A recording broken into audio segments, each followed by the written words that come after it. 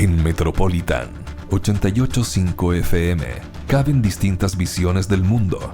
Confrontamos ideas y nos encanta el debate.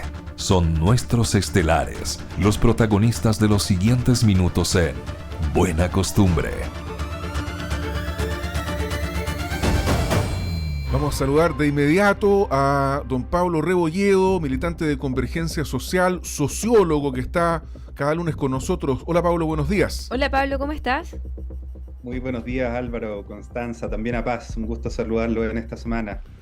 Comenzando la semana lluviosa aquí en Concepción, o chubascosa más bien, estamos con Paz Charpentier, la directora ejecutiva de la Fundación Juntos Más Libres. Ella es abogada. Doña Paz, muy buenos días. Hola Paz, ¿cómo estás? Muy buenos días Constanza, Álvaro, Pablo y por supuesto todos quienes nos escuchan en este día de la Antártica chilena, estimado Álvaro. Mira. Quiero partir haciendo un reconocimiento a todos los investigadores, a todas las personas que en este día, o más bien durante todo el año, pero particularmente en este día, trabajan en la Antártica chilena. Así que un abrazo y un reconocimiento para todos ellos de un lugar en nuestro planeta que es fundamental para la protección del medio ambiente y para las futuras generaciones también.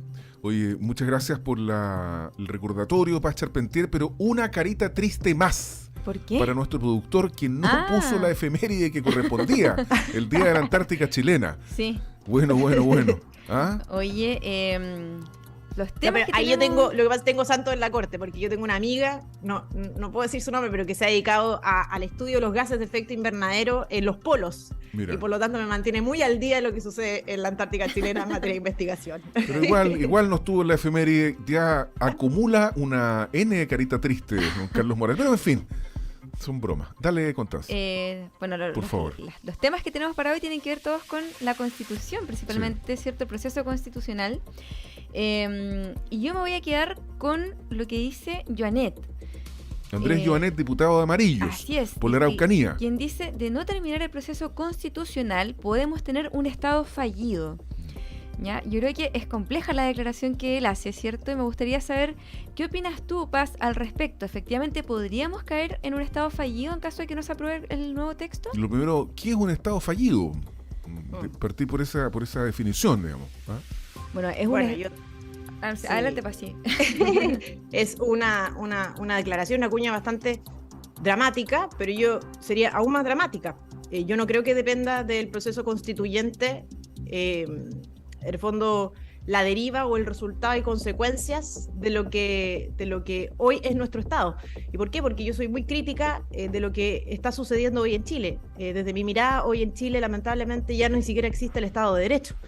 Que es lo más asimilable, me parece a mí, a un Estado fallido. Es decir, en Chile tenemos, por ejemplo, la situación que de seguro tiene muy de cerca el diputado Joanet de lo que sucede en nuestra macrozona sur, en la provincia de Arauco, en la región de la Araucanía, ¿verdad? Entonces, efectivamente, hay chilenos que no viven en paz, particularmente porque el Estado no es capaz, o más bien no tiene la voluntad política ni institucional de poder garantizar el orden público y la seguridad de los ciudadanos que allí se encuentran, ¿verdad? Y por lo tanto a mí me parece que es efectivo, que no es efectivo que dependa del proceso constituyente la declaración que ha hecho, o más bien la recuperación del Estado, pero sí me parece que tenemos antecedentes y luces, o más bien sombras relevantes para concluir que hoy en Chile no existe el Estado de Derecho. En distintas materias, solo un ejemplo es lo que sucede en la macrozona sur, pero la verdad es que los temas de orden público y seguridad afectan a todo el país. Eso me parece a mí uno de los principales antecedentes para sostener esa afirmación. Otras cosas, por ejemplo, la lentitud en muchos casos de la tarea que cumple nuestro Poder Judicial. ¿Por qué? Porque muchas veces por la lentitud de los procesos uno pudiera decir que existe prácticamente una denegación de justicia en muchos casos.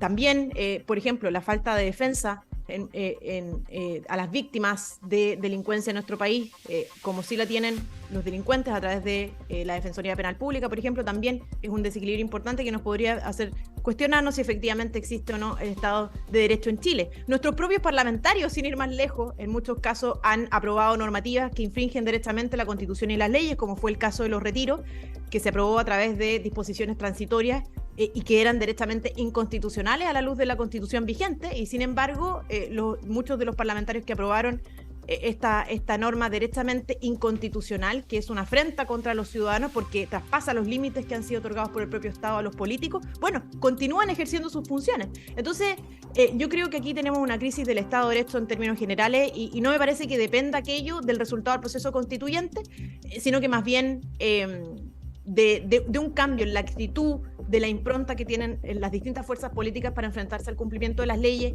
estimado Álvaro y Constanza. Oye, pero de tus decires, Paz Charpentier, uno podría concluir por lo menos que estamos malena, ¿no? O sea, imagínate, Estado fallido, no hay Estado de Derecho en algunas materias. Es la visión de Paz Charpentier, que no sé si será contrastada o no, por la que nos va a entregar Pablo Rebolledo, militante de Convergencia Social, sociólogo además, militante del partido del presidente. Pablo.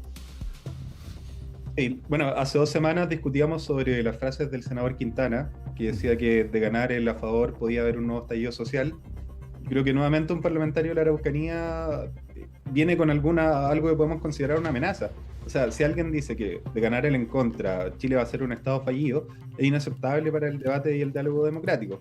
En el proceso plebiscitario que estamos viendo actualmente, tanto el a favor como el en contra son opciones válidas, legítimas, y ni decir que una opción llevaría a un estallido o que otra opción llevaría a un Estado fallido, me parece correcto ni legítimo en el debate democrático. O sea, si Amarillos, en el caso del diputado Joanet, quiere ponerse del lado del en contra, del a favor, como ya lo han hecho, creo que deberían ir al fondo y no a amenazas, sobre todo de ese calibre. Yo creo que de ninguna manera vivimos un Estado fallido. Sí, me solidarizo con el dolor de muchas personas, sobre todo en la provincia de Arauco y la Araucanía, pero creo que hablar de Estado fallido es hablar de palabras mayores. O sea, se habla de Estado fallido en países en donde la violencia reemplazó al Estado de alguna manera. Ni siquiera países con grandes guerras civiles se han considerado Estados fallidos. Entonces creo que para que las palabras sigan teniendo su peso, es necesario también usarlas correctamente. Si todo es un Estado fallido, nada es un Estado fallido. O sea, estamos comparando, por ejemplo, un Estado fallido. Me comenta aquí un auditor que me entrega una definición, dice que es Haití, por ejemplo. Pero lo que pasa es que un Estado fallido es aquel fondo en donde no se pueden garantizar como los servicios básicos, el cumplimiento de la ley, y esto puede ocurrir debido a que se pierde el monopolio de la fuerza, que en el fondo legalmente, oficialmente, un Estado es el que tiene el monopolio de la fuerza, y hay algunos lugares en donde efectivamente hay otros grupos, no sé, por ejemplo, pasó mucho tiempo en Colombia con las FARC, que ellos tenían el monopolio de un territorio de la fuerza, entonces el Estado no podía ingresar incluso a ese Estado, y que efectivamente es lo que ocurre un poco en la macrozona sur, ¿cierto?, en donde el Estado no puede ingresar, por ejemplo, a Temucuicui y a otros territorios. Hace poco ingresó, exacto, rompió un paradigma. Claro, pero eso habla de que en el fondo el Estado no tiene el acceso para entregar suministros básicos, servicios básicos, y hay un cumplimiento de la ley y pérdida de la legitimidad del gobierno que rige. Bueno, tiene todo el sentido lo que tú dices, Constanza, con lo que estamos conversando. Es decir, ahí hay una ausencia absoluta del Estado en todas las materias, y eso no solamente ocurre en la provincia de Arauco y la macrozona sur, sino que también en importantes zonas del norte de nuestro país, en poblaciones que están completamente bajo el alero de narcotraficantes, de delincuentes que atemorizan a las personas, o que muchas veces incluso otorgan servicios que el Estado no es capaz de proveer en esos lugares porque simplemente están abandonados a su suerte. Entonces yo diría que en ese contexto los dichos del diputado Joanet sí tienen una cabida importante, y es por eso que yo afirmo que más que supeditarlo al resultado del plebiscito tiene que ver con lo que estamos viviendo hoy en nuestro país. Es una realidad que hoy en muchos ámbitos existe un estado de naturaleza, por así decirlo, un estado que no es el propio Estado de Derecho. Ahora bien, a mí me parece importante destacar que el punto el que creo hacia dónde va, o uno podría interpretar las palabras del diputado Joanet, tiene que ver con qué norma o qué constitución, qué cuerpo de normas jurídicas fundamentales del país puede propiciarnos u otorgarnos una mayor lealtad por parte de las distintas fuerzas políticas para el futuro. Y en ese sentido, a mí me parece que la constitución vigente es una muy buena constitución. De hecho, nos ha dado los años de progresos más importantes que ha tenido nuestro país a lo largo de la historia, o más bien de la historia reciente, diría yo, pero de los momentos más positivos y desarrollados que hemos tenido, digamos, y por eso es una muy buena constitución. Ahora bien, es lamentable que esa constitución, como dije antes, no haya sido respetada por muchas de las fuerzas políticas que se han saltado estas reglas, y por parte de otras fuerzas políticas también, particularmente el Frente Amplio y el Partido Comunista, consideran que esta norma, que a su juicio, digamos, no es legítima, a pesar de que yo estoy en contra de esa afirmación, puedo explicar por qué más adelante, pero ellos dicen que no es legítima. Bueno, la verdad es que la propuesta del Consejo generaría eventualmente una mayor lealtad por parte de las distintas fuerzas políticas, y esa es la razón por la cual entre amarillos, por ejemplo, que también duda respecto o pone en entredicho la legitimidad de la Constitución vigente, ¿verdad? El Partido Demócrata, Evópoli y bueno, y por supuesto los partidos del espectro de la derecha consideran que la propuesta del Consejo es una propuesta que puede generar más lealtad de las distintas fuerzas políticas. ¿Y por qué esto es relevante? Bueno, porque si genera más lealtad por parte de las distintas fuerzas políticas, significa que hay más grupos que están involucrados en la política y que toman las decisiones que van a respetar las reglas. Y eso es fundamental para contribuir al fortalecimiento del Estado de Derecho, y me parece a mí que a eso se refiere el diputado Jonet, estimado Álvaro Constanzo. Pablo, entonces, pongámonos en el escenario que gana la opción en contra. ¿Qué es lo que hacemos para que no caigamos en este estado fallido del que nos advierte podría ocurrir si es que gana la opción en contra, como nos advierte Andrés Joanet, el diputado Amarillos de la Araucanía? ¿Cuál es la postura de Convergencia Social? Yo creo que en primer lugar el estar o no en una situación de camino a estado fallido, yo me preguntaría si realmente tiene que ver o no con lo que se declara en una constitución. Porque uno podría decir que, no sé, alguien podría poner a nivel constitucional que se prohíbe el estado fallido, o que se prohíbe la inmigración ilegal, o que se va a enfrentar la delincuencia, y eso no va a cambiar la situación de los hechos. No necesariamente que algo esté en el papel va a cambiarlo en lo fáctico. Entonces, yo sí creo que en este momento lo que puede dar más cohesión es la opción en contra. Y a la vez, me pareció interesante lo que decía Paz, que el a favor podía poner más lealtad de las fuerzas políticas al texto. Yo creo que pasaría lo contrario. O sea, yo creo que el a favor, y de ganar el a favor, habría mucha menos lealtad del sistema político, de los partidos políticos al texto. O sea, existiría la lealtad constitucional, ¿no?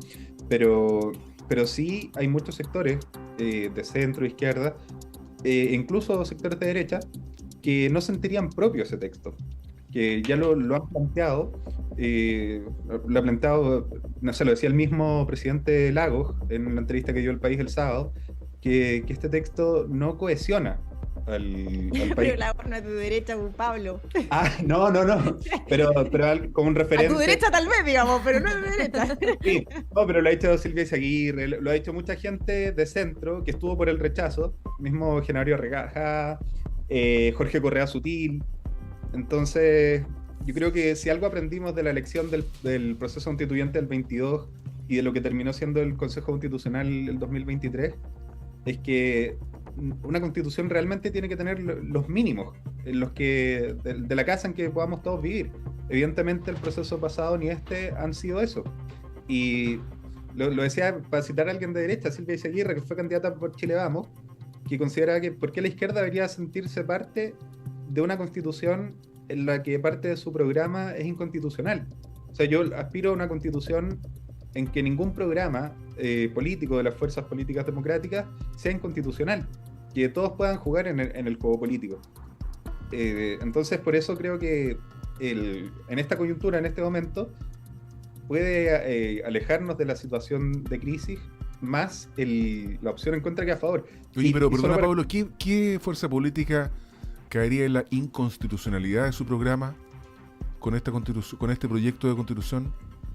No, o sea, por ejemplo, Convergencia Social aspira programáticamente a un seguro único de salud, y en el proyecto actual, si las ISAPRES no existieran, se tendrían que crear las ISAPRES, lo decía el experto Quesada. Entonces, si alguien aspira a una prestación única, su programa es inconstitucional. Okay. Entonces, yo entiendo que si alguien tiene un programa que está fuera de la democracia, que está fuera de las ideas de la república, si un partido dice deseamos una monarquía, es lógico que eso pueda ser inconstitucional, pero no es lógico que si un partido dice yo no quiero ISAPRES ni AFP, sea su programa inconstitucional. Ok, A ver, comprendido. sí, mira, lo primero es que la Constitución, la propuesta del Consejo establece un plan universal básico de salud.